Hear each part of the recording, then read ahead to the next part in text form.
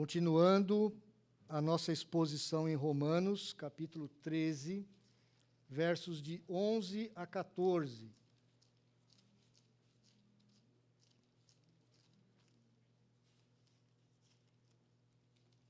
Romanos 13, os últimos versículos do capítulo 13 de Romanos.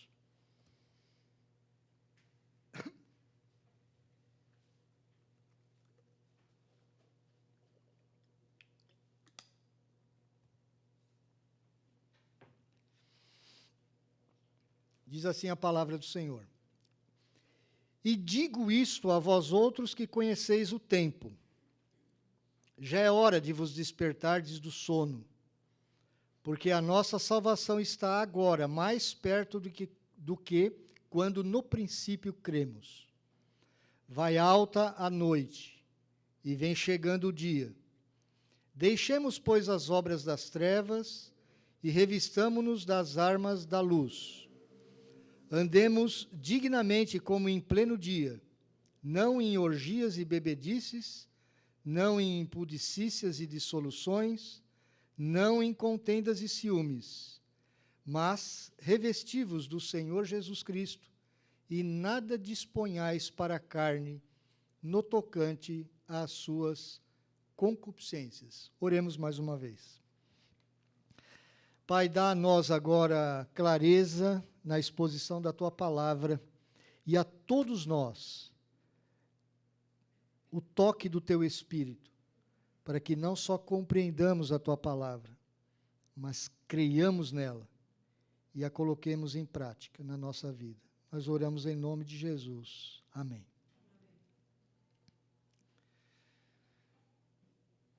Eu lhe disse que nós estamos numa sessão que começou no capítulo 12, verso 1, e ela vai até o capítulo 15, verso 13. Essa é uma sessão eminentemente prática. O que faremos com todo aquele evangelho exposto nos 11 primeiros capítulos de Romanos? O capítulo 12, ele nos deu várias orientações, como que nós pensamos acerca de nós mesmos,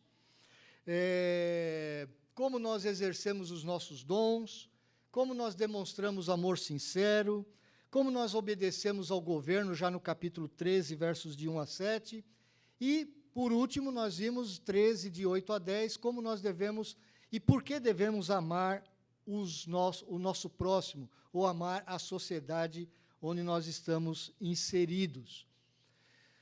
O que é interessante é que esse finalzinho do capítulo 13, e eu vou dividi-lo em duas partes. Eu vou fazer uma pregação muito breve hoje e vou completá-la no domingo que vem. Eu quero que esses dois cultos sejam breves, porque nós temos Santa Ceia hoje, e no domingo que vem, eu peço a você que está aqui hoje, não falte domingo que vem. Nós teremos a presença do presbítero Vanderlei, tesoureiro do Conselho da Vila Maria, que estará nos dando uma orientação, tirando dúvidas. Depois do culto, nós teremos o nosso culto bem abreviado, e depois do culto ele vai estar falando sobre finanças, sobre tesouraria, como que funciona isso na Igreja Presbiteriana do Brasil. Mesmo você que ainda não é membro da igreja, é muito importante que você conheça como nós funcionamos. Ele vai tirar muitas dúvidas, vai responder perguntas dos irmãos.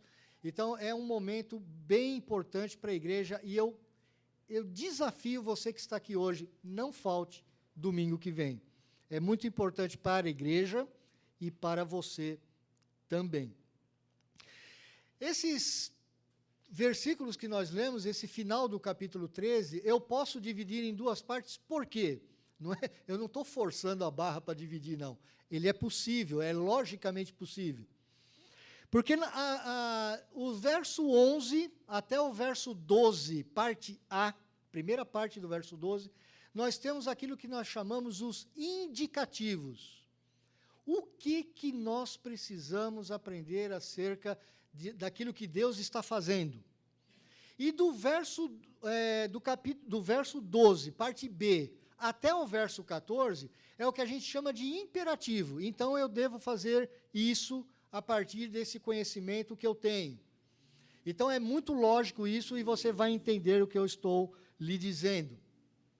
Meus irmãos, o tema hoje que eu escolhi para esta pregação é como o Evangelho muda a nossa perspectiva do tempo. Como o Evangelho muda a nossa perspectiva do tempo. Como nós nos relacionamos com o tempo? Se eu pedisse para você fazer um currículo, você com certeza faria uma sequência de tempo daquilo que você fez ao longo da sua vida. Então, você colocaria lá em termos de anos, olha, eu fiz isso, eu fiz aquilo, eu estudei em tal época, em tal lugar, eu trabalhei em tal empresa durante determinado tempo. E por que nós fazemos isso? Porque nós estamos presos a um tempo que, na verdade, controla a nossa vida. Hoje, vivendo numa sociedade extremamente tecnológica, como nós vivemos, nós somos praticamente escravos do tempo. Nós estamos marcando o tempo todo.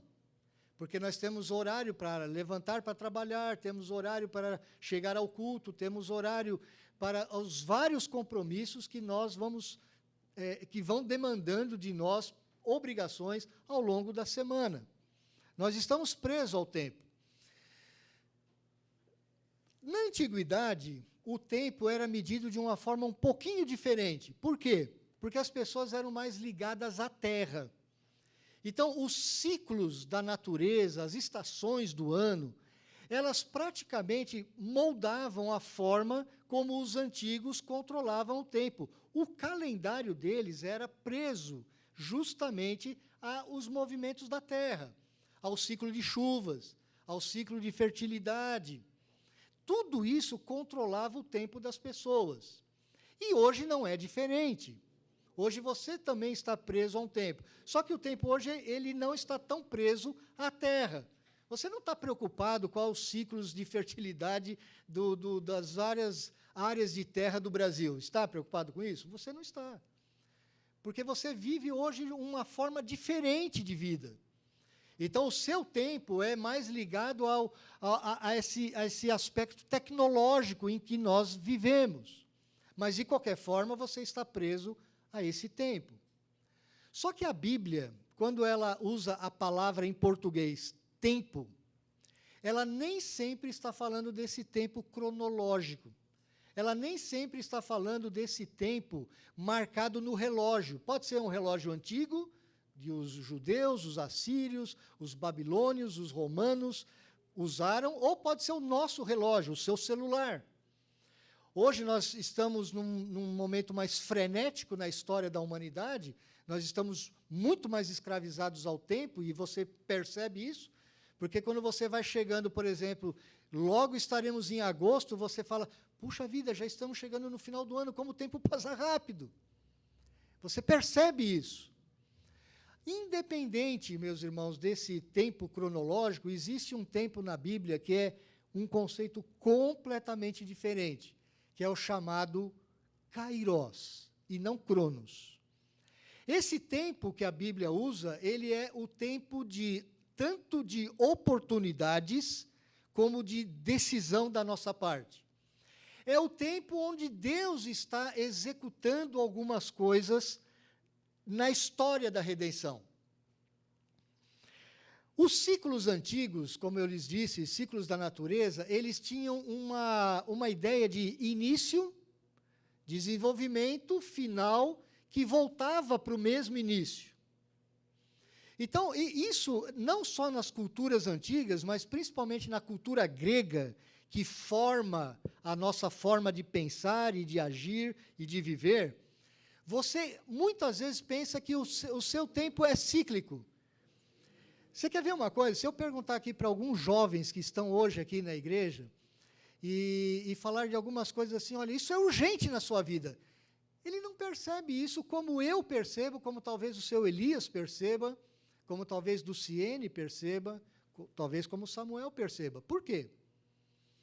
Porque a mente do jovem, ela acha que ela tem um tempo de vida inesgotável pela frente.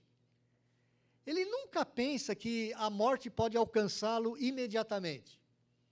Você já viu pessoas que passaram por experiências de quase morte? Você já viu relato de pessoas assim? Com certeza você já viu. Ou num filme, ou na televisão, ou no repórter, ou até mesmo você conhece alguém que já passou por isso. Quando a pessoa tem essa experiência de quase morte, ela passou muito perto da morte, ela começa a reavaliar a sua vida de uma forma completamente diferente. O tempo para ela começa a ser medido de forma diferente. Você já percebeu isso? Os relatos são quase unânimes. A pessoa começa a pensar assim, como a vida é preciosa. E como eu nunca parei para pensar que a vida era tão curta como ela realmente é. Porque nós estamos presos ao tempo cronológico, ao cronos. Aquele tempo que conta 1 minuto, 2 minutos, 3 minutos, 60 minutos, 1 hora, e algumas horas, 1 dia. Mas o tempo de Deus não funciona dessa forma. O tempo de Deus, ele não é cíclico. Deus não está nos prendendo a um ciclo de eterna repetição. Deus coloca na nossa vida um alvo. Deus tem um final para a nossa vida e para a vida deste mundo. O mundo, meus irmãos, como nós o conhecemos, ele não vai ficar assim para sempre. Embora, como nós estamos diante de tempos muito longos, você tende a pensar, olha, o que já foi vai acontecer de novo e nós vamos estar dentro desse ciclo repetitivo. Você quer ver uma coisa interessante? Até o século XVIII, nós não tínhamos, por exemplo, na humanidade ocidental, na civilização ocidental, o conceito de progresso. Não tinha esse conceito. O tempo no século XV, XVI, XVII, e até mesmo no século XVIII, ele era muito lento, devagar. As pessoas pareciam que tinham tempo para a vida toda. E elas não estavam preocupados em que a sociedade ia caminhar para um progresso a todo custo.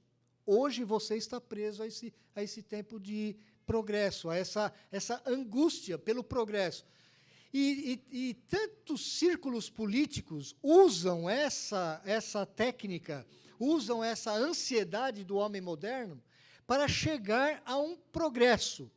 Tanto os grupos políticos de direita como os grupos políticos de esquerda, eles estão dizendo para nós que nós devemos chegar a um progresso, a um final. E que nós somos os donos desse processo. E que você tem que pegar esse processo na mão. Isso não ocorria até o século XVIII. As pessoas não estavam presas a isso. Elas não pensavam dessa forma. Se você for para um país da África hoje, como Ronaldo Lidório, Anilda, foi para a África, em Gana, e lá ele esteve durante alguns anos convivendo com tribos animistas, tribos que realmente não tinham contato nenhum com a civilização externa, absolutamente nenhum. Não sabem o que é uma televisão, um rádio, não sabem o que é uma internet, não tem noção nenhuma do que você conhece. O tempo para eles é outra coisa. Eles não medem o tempo como você mede. Tanto é que Ronaldo Lidório, depois de um tempo lá naquela tribo, e depois que muitas pessoas ali haviam sido evangelizadas e haviam abraçado o Evangelho de Cristo, ele teve que se adaptar ao tempo do culto. Um culto ali podia demorar 6 horas, 8 horas, 9 horas. E para eles era tudo bem. Porque eles não estão marcando o tempo como você marca o tempo. A mente dele funciona de forma diferente. Meus irmãos, hoje é colocado para mim e para você que nós estamos caminhando para um progresso inexorável, um progresso que vai acontecer. Os movimentos de esquerda, por exemplo, eles acreditam nesse progressismo, por isso eles são chamados progressistas. E eles tentam colocar-nos cativos daquela ideia que nós precisamos tomar a nossa vida nas nossas mãos. E criam as utopias. E existe utopia de direita e existe utopia de esquerda. Porque, meus irmãos, o mundo não está caminhando para um progresso tecnológico que vai superar a morte, as doenças, as enfermidades. Não vai. A palavra de Deus mostra claramente que Deus tem um final para este mundo. A palavra de Deus mostra para mim e para você que aquele tempo que começou lá no Éden, com Adão e Eva, a primeira humanidade, o primeiro homem, ele está terminando. Esse tempo está terminando. É uma era que está acabando e nós estamos vivendo os últimos dias. Só que cuidado com essa expressão. Quando eu falo isso, eu não estou querendo usar a mesma técnica daqueles pregadores, daqueles apóstolos do fim do mundo. Olha, você vê o que está acontecendo, está acabando o mundo. Não, não é isso que eu estou falando para você. Porque a Bíblia mostra claramente que os últimos dias eles começaram com a vinda do Senhor Jesus Cristo. Desde que o Senhor Jesus Cristo veio a esse mundo, nós começamos os últimos dias. E nós estamos vivendo os últimos dias, assim como o apóstolo Paulo vivia os últimos dias. Porque últimos dias na Bíblia é o período entre a primeira vinda do Senhor e a sua segunda e última vinda do Senhor. Quando o Senhor Jesus Cristo voltar, esse período de tempo que nós estamos vivendo, esse kairós de Deus, ele vai terminar. Então, nós estamos no final de uma era. Eu não sei se ainda vai vivermos, se nós teremos mais 100 anos até a volta do Senhor, ou mais 5, ou mais 1000. Eu não sei. E eu não posso afirmar isso para você, porque a Bíblia deixa muito claro que nem o Senhor Jesus Cristo, enquanto estava aqui na terra, não sabia o dia do final do mundo. Então você não precisa entrar nessas loucuras que se falam pela internet. Não fique preso a essas ideias. Mas a realidade, meu irmão, é que o tempo de Adão está terminando. Mas existe um outro tempo, uma nova era, um reino de Deus que também já começou no mundo. E quando que ele começa? Com a vinda do Senhor Jesus Cristo. Quando o Senhor Jesus Cristo nasceu, quando ele começa o seu ministério, quando ele morre, quando ele ressuscita, quando ele é exaltado até os céus e quando ele envia o seu Espírito Santo, todos esses pequenos eventos que ocorreram num período curto de tempo, eles dão início ao reino de Deus sobre a terra. Mas você olha e fala assim, mas onde está esse reino? Você faz parte desse reino. Você que nasceu de novo, você está fazendo parte do reino de Deus sobre a terra. Quem é o rei? É o Senhor Jesus Cristo. Da onde ele está reinando? Do alto dos céus. Qual é a constituição desse reino? A sua palavra. A igreja é o reino de Deus sobre a terra. O reino já começou. Nós estamos vivendo as primícias do reino. Você não tem tudo acontecendo de uma vez agora. Por isso que o apóstolo Paulo, por exemplo, veja em Romanos capítulo 5, versos 9 e 10, ele vai falar da salvação que nós temos em Cristo em 3 tempos. Parece que a salvação eu já conquistei, a salvação está sendo conquistada para mim e a salvação ainda será realizada. Porque nós estamos num período de tempo, meus irmãos, que nós podemos chamar o já e o ainda não. Quando o apóstolo Paulo diz para nós que nós já ressuscitamos com Cristo, você pode achar estranho. Fala, mas como que Paulo falou que nós já ressuscitamos com Cristo?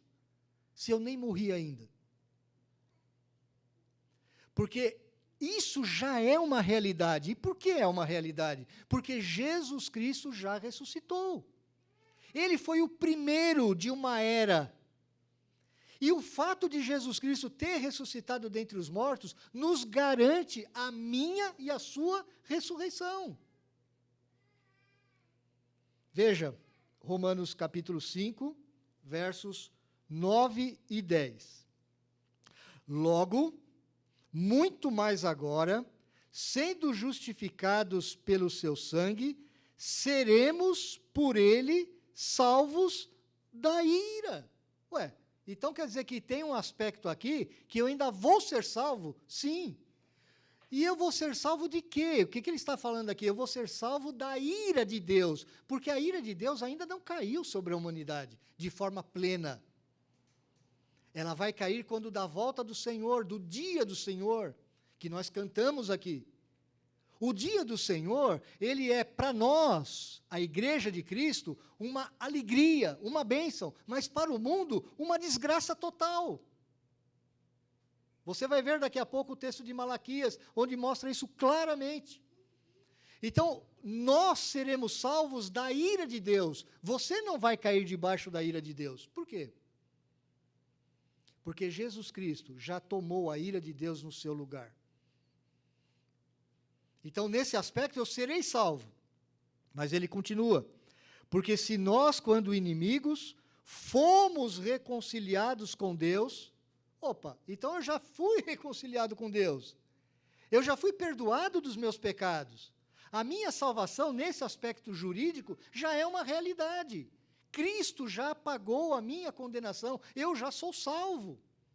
Você pode ter isso garantido. Fomos reconciliados com Deus, mediante a morte do seu Filho. Jesus já morreu por nós. Então, nesse aspecto, você já foi salvo. Muito mais, estando já reconciliados, seremos salvos pela sua vida. E esse seremos não está no futuro. Isso aqui é um presente contínuo.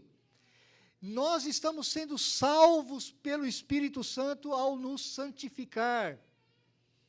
Então, a salvação, meu irmão, é um plano de Deus na nossa vida que Ele está desenvolvendo. Eu já fui salvo, eu estou sendo salvo e eu serei salvo. Agora veja o dia do Senhor, abre em Malaquias, último livro do Antigo Testamento, Malaquias, capítulo 4. Uma das últimas partes do Antigo Testamento. Esse dia da volta do Senhor, ele é mencionado várias vezes no Antigo Testamento. Ele diz assim, versos 1 e 2 do capítulo 4 de Malaquias: Pois eis que vem o dia, e arde como fornalha. Todos os soberbos e todos os que cometem perversidade serão como restolho. O dia que vem os abrasará, diz o Senhor dos Exércitos, de sorte que não lhes deixará nem raiz nem ramo. Para o incrédulo, o dia do Senhor vai ser uma catástrofe. Agora veja o verso 2.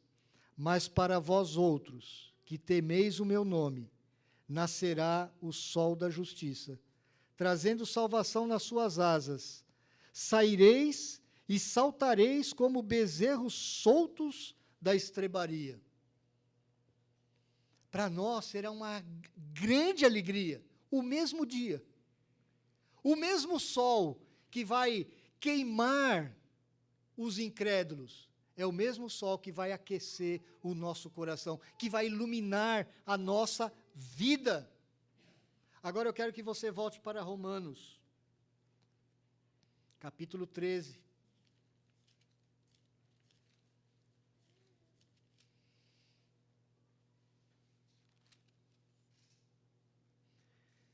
Quando o apóstolo Paulo começa no verso 11 a dizer, e digo isto a vós outros que conheceis o tempo, ele não está falando sobre tempo cronológico, ele está falando sobre essas épocas, o agir de Deus na história.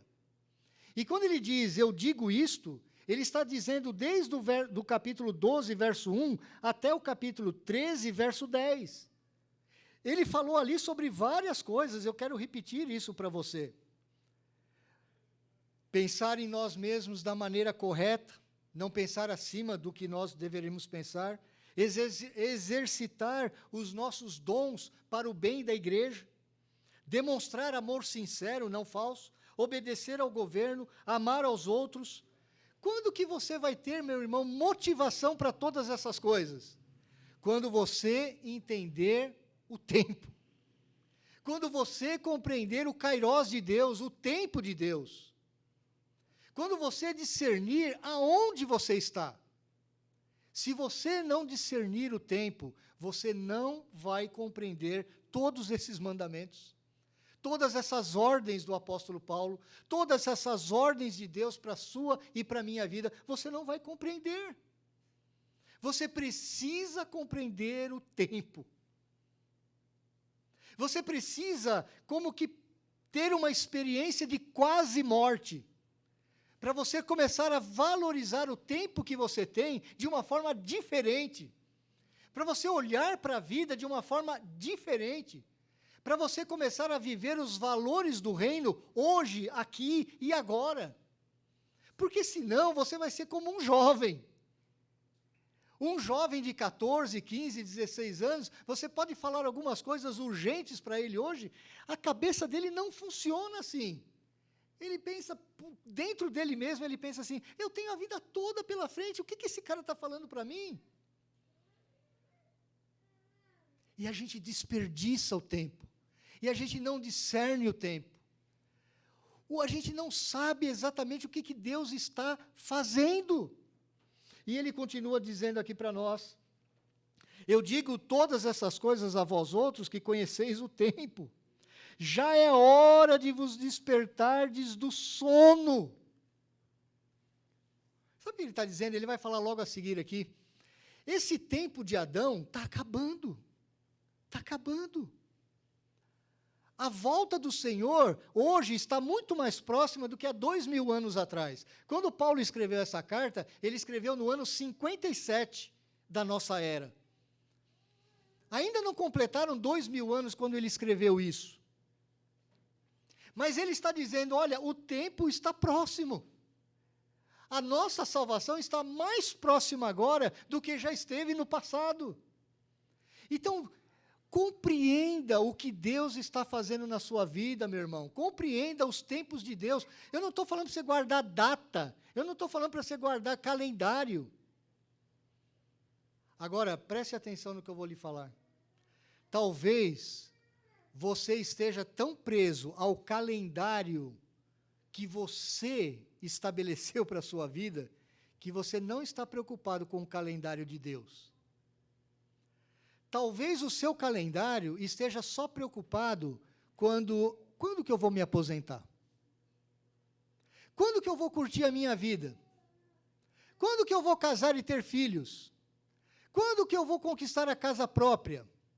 Talvez o seu calendário esteja só preso a esse tipo de coisa. Talvez o seu calendário é um calendário idólatra. Porque o seu calendário, assim como o calendário dos seus amigos de trabalho, os seus vizinhos e os seus familiares não cristãos, é um calendário idólatra, porque eles estão pensando em coisas que eles podem obter. É o meu calendário, o como que eu estou programando a minha vida. Talvez você nunca parou para pensar no calendário do próprio Deus. O que Deus está fazendo? Meus irmãos, alguns eventos no calendário de Deus já aconteceram há muito tempo. Por exemplo, a morte do Senhor, a ressurreição do Senhor, a exaltação do Senhor e o derramamento do Espírito do Senhor já aconteceram. Para a volta do Senhor Jesus Cristo, o que falta? Apostasia da igreja. Você está percebendo que a igreja está apostatando da fé? Quantos grupos chamados cristãos já abandonaram o verdadeiro evangelho? Quantos? Você sabe do que eu estou falando. Quantos já abraçaram o calendário deste mundo? A apostasia está às portas. Evangelização mundial. É algo que precisa acontecer antes da volta do Senhor Jesus. E está acontecendo. Portanto, meu irmão, para o Senhor Jesus Cristo voltar, não falta muito. Eu não queria que você passasse por uma experiência de quase morte. Eu não queria. Mas sabe o que o apóstolo Paulo fala lá em Romanos capítulo 6, até o capítulo 8? Ele diz que nós já morremos com Cristo. Nós já estamos mortos em Cristo. O seu calendário hoje tinha que ser outro, meu irmão. Embora você sim tenha que obedecer o calendário da sua empresa, o calendário da sua família, o calendário do Brasil, o calendário que nós estamos, de certa forma, presos, você tem compromissos, eu sei disso, eu também os tenho. Eu não estou dizendo para você tirar o pé desse mundo, não. Eu não estou dizendo para você viver com a cabeça no mundo da lua. Não é isso que eu estou dizendo. Eu estou dizendo para você que você está obrigatoriamente vivendo entre duas eras, sobreposição de eras. A primeira era começou com Adão, lá na eternidade passada, longe, faz muito tempo, mas ela está terminando. A noite está chegando. Ela está terminando. Por isso ele diz, desperte do seu sono. Não é hora de nós estarmos dormindo, meus irmãos. A igreja precisa acordar. E não é só a igreja do Jardim Fortaleza, a igreja brasileira, a igreja mundial precisa despertar. O mundo está acabando. E eu não sei quanto tempo vai levar. Pode levar 1000 anos, isso não importa. Para o calendário de Deus, meu irmão, isso é importante na sua vida. Você precisa despertar do sono. A noite ela significa o momento em que nós estamos dormindo, na alta noite. Você está sonhando, você não está consciente da realidade que você está vivendo. Por isso é a noite. Agora, quando a manhã vai chegando, quando a madrugada vai despontando, o dia vai raiando, você vai despertando. E o que Paulo está nos dizendo aqui é que esse tempo já chegou. É tempo de você viver no dia. É tempo de você olhar para aquilo que Deus está fazendo na história da salvação, não só na história da sua vida. Desperte do sono. Já é hora de vos despertares do sono, porque a nossa salvação está agora mais perto do que quando, no princípio, cremos. Eu posso falar isso com um pouco mais de propriedade, eu tenho 40 anos de convertido, Luciene tem mais que isso ainda, Samuel tem mais que isso de convertido. A nossa salvação está muito mais próxima hoje, Samuel, do que há 40 anos atrás. Porque ou o Senhor está voltando, ou nós estamos partindo. E eu vou dizer uma coisa para aqueles jovens que ainda não atingiram os 45, 50 anos. Antes dos 45 anos, você não entende o que eu estou falando. O seu cérebro não está preparado para isso. Quando você está com 20, 30, até os 40 e poucos anos, você acha que tem a vida toda pela frente. Quando você vai chegando perto dos 50, né, Beth? A minha esposa não parece que tem 50 anos, mas tem. A cabeça da gente muda. Não muda, Samuel? A tua forma de medir o tempo é outra. E sabe que você não quer mais perder tempo? Você não aceita mais perder tempo com tolices. O tempo é precioso. O tempo urge. Quando eu atingi meus 45 anos, eu pensei assim comigo mesmo, eu trabalhava em empresa, e eu via todos os meus amigos já pensando na aposentadoria. E eu lia muita coisa sobre isso, e eles falavam assim, olha, eu não vejo a hora de chegar na aposentadoria que eu vou catar conchinhas na praia. Eu estou preparando a minha aposentadoria. Eu estou me preparando para aquele tempo que eu vou ficar assim, sem fazer nada, olhando para o céu. Quando eu comecei a pensar nessas coisas, eu falei assim, não, eu não quero isso para a minha vida, não. Eu quero ser útil até morrer. Eu quero trabalhar morrendo, eu quero morrer trabalhando. Eu quero morrer trabalhando. Eu quero servir, eu quero ser bênção na vida de pessoas. Eu me recuso a me aposentar e ficar sentado numa cadeira de balanço, vendo o tempo passar. Esse não é o tempo de Deus para a minha vida. Isso não é o plano de Deus para a minha vida. E Deus foi agindo na minha vida de tal forma, e eu falei assim, eu vou abandonar esses 30 anos de engenharia, e eu vou para o ministério, o meu padrão de vida vai cair, não me importo, Deus tem cuidado de mim, Deus tem cuidado da minha esposa, da minha família. Deus é fiel, meu irmão, Deus é fiel. É hora de despertar do sono. Vai alta noite e vem chegando o dia. Essa é a ideia. A era antiga está acabando, meu irmão. Queira você ou não, perceba você na sua mente ou não, a era antiga está acabando. E um novo dia já raiou. Um dia do reino de Deus está sobre a terra, e eu e você fazemos parte desse reino. E, meu irmão, não adianta você olhar para a igreja ou para as igrejas e você falar assim, mas eu não estou vendo aqueles valores do evangelho sendo vividos realmente. Meu irmão, você tem que ser responsável por você mesmo. Não adianta você ficar reclamando ou criticando os outros. Você tem que viver isso. Você tem que viver o reino hoje. Você tem que amar o Senhor hoje. Você tem que entender o que o Senhor está fazendo nesse mundo hoje. Para você não ser iludido pelas utopias, sejam progressistas, sejam capitalistas, sejam de qualquer cor, meu irmão, não se iluda. Todas as ideologias mundanas, elas são ilusões, elas vão cair por terra.